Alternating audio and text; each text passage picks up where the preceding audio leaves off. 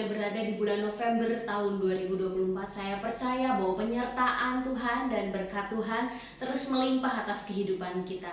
Kita bersyukur kalau kita boleh sampai di bulan November ini. Saya percaya ada penyertaan Tuhan yang luar biasa atas hidup kita. Kita akan sama-sama belajar di dalam triparti kita dengan judul Komunitas Kuat, Gereja Kuat, dengan ayat pokoknya di Kisah Para Rasul pasal 2 ayat 46b.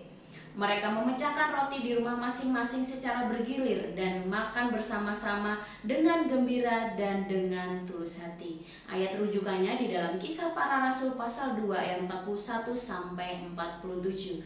Bapak Ibu Saudara, kita sudah mengikuti setiap tema di dalam triparti kita dari bulan Oktober sampai bulan November, yaitu Strong Church atau gereja yang kuat. Kita mau belajar dari jemaat mula-mula bagaimana mereka tetap memiliki komunitas yang membawa gereja untuk semakin kuat di hadapan Tuhan.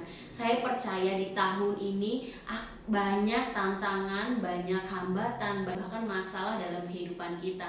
Tapi saya percaya karena ada komunitas yang membawa kita untuk semakin kuat di hadapan Tuhan.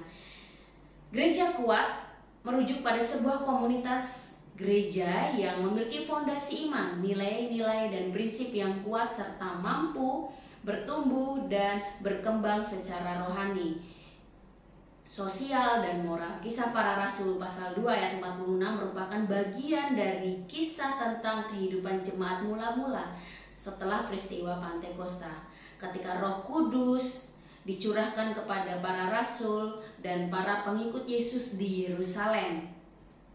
Dalam nas ini kita akan belajar bagaimana langkah gereja mula-mula bisa bertumbuh menjadi gereja yang kuat, khususnya dalam segi komunitas. Kita sudah belajar banyak hal bagaimana aspek-aspek di dalam kehidupan gereja mula-mula pada jemaat mula-mula di dalam Kisah Para Rasul pasal 2 ini. Saya percaya Bapak Ibu Saudara sudah men-sharingkan bersama-sama di dalam triparti. Pada saat hari ini kita akan sama-sama belajar bagaimana gereja kuat karena ada komunitas yang kuat. Nah, saya bersyukur Bapak Ibu Saudara sudah menemukan triparti yang membawa saudara untuk terus bertumbuh secara rohani. Nah, Bapak Ibu Saudara, bagaimana membangun komunitas yang kuat? Di Kisah Para Rasul pasal 2 ayat 46b yang bagian pertama, kita bisa membangun komunitas yang kuat dengan kebersamaan di dalam komunitas. Pentingnya kebersamaan dalam kehidupan komunitas umat beriman, bukan hanya di gereja tetapi di rumah-rumah, bukan hanya ketika merasakan berkat tetapi komunitas harus ada dalam suka maupun duka. Saya percaya ketika kita membangun komunitas di dalam kebersamaan, baik suka maupun senang, baik sakit maupun sehat, baik diberkati maupun kekurangan, saya percaya komunitas itu adalah komunitas yang kuat. Karena saya percaya Bapak Ibu Saudara, ketika kita mengutamakan kebersamaan di dalam komunitas, akan ada orang-orang yang diberkati Tuhan, akan ada orang-orang yang terus bertumbuh secara rohani di hadapan Tuhan. Nah, Bapak Ibu Saudara, bagian kedua, bagaimana membangun komunitas yang kuat? Yang kedua adalah adanya sukacita di dalam komunitas. Ayatnya masih sama di dalam Kisah Para Rasul pasal 2 ayat 46b. Pentingnya menjaga sikap hati yang bersyukur dan penuh sukacita dalam kehidupan sehari-hari. Saya percaya ketika sukacita itu ada dalam komunitas kita, kita boleh membangun makin hari, makin serupa komunitas di hadapan Tuhan. Akan membawa gereja untuk semakin kuat di hadapan Tuhan. Sukacita muncul bukan karena materi, bukan karena berkat, bukan karena ada makan-makan, tetapi dari hubungan yang erat dengan Tuhan dan sesama. Saya percaya Bapak Ibu Saudara, ketika kita bertriparti, ketika kita berkomunitas di dalam komunitas yang ada sukacita yang Tuhan alirkan atas hidup kita. Mungkin banyak masalah, banyak tantangan dalam kehidupan, tapi sukacita dan damai sejahtera Tuhan ada di dalam komunitas kita.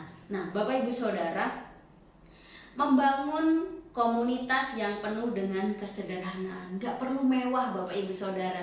Bapak Ibu Saudara bisa berkumpul, sharing satu dengan yang lainnya, ada sukacita. hal yang biasa pun mungkin itu akan membangun sukacita. Sukacita itu tidak perlu dibangun dengan materi hal yang mahal. Dengan hal-hal sederhana pun sukacita bisa hadir di dalam komunitas Bapak Ibu Saudara.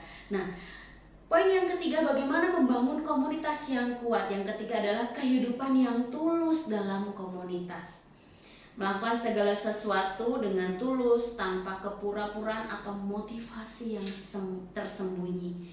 Bapak Ibu Saudara, mari bangun komunitas dengan kesederhanaan, dengan kehidupan yang tulus, tanpa ada motivasi lain ketika kita membangun komunitas. Motivasi kita ketika kita membangun komunitas di dalam Tuhan adalah bagaimana kita makin bertumbuh di hadapan Tuhan, dan kerohanian kita mengalami perubahan yang luar biasa di hadapan Tuhan, dan kita makin sempurna di hadapan Tuhan. Bapak Ibu Saudara, kehidupan yang tulus dalam komunitas itu mementingkan kepentingan bersama dibanding kepentingan pribadi. Jadi mari mengutamakan kepentingan anggota yang ada di Triparti Bapak Ibu Saudara masing-masing. Saya percaya ketika kita mengutamakan kepentingan bersama, akan ada sukacita, akan ada blessing Tuhan bagi setiap komunitas yang ada, dan tidak menuntut balas. Bapak Ibu Saudara, kehidupan yang tulus itu tidak pernah mengharapkan imbalan, tidak menuntut balasan dari setiap apa yang kita perbuat bagi sesama kita di dalam Triparti, di dalam komunitas kita.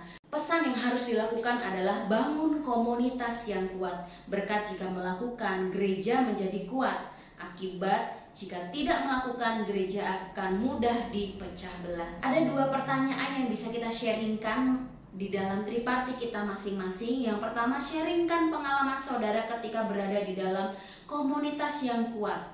Yang kedua, sharingkan bagaimana saudara membangun komunitas yang kuat. Proyek ketaatannya, hidup berbagi dalam komunitas. Bapak Ibu Saudara bisa doakan pokok-pokok doa yang ada, dan jangan lupa juga Bapak Ibu Saudara bisa doakan untuk tempat di mana kita boleh bertriparti di Bilangan 6 ayat 24 sampai 26. Saya percaya ketika kita membangun komunitas yang kuat, gereja akan semakin kuat dan nama Tuhan akan semakin dipermuliakan atas hidup kita. Selamat bertriparti, Tuhan Yesus memberkati. Salam discipleship.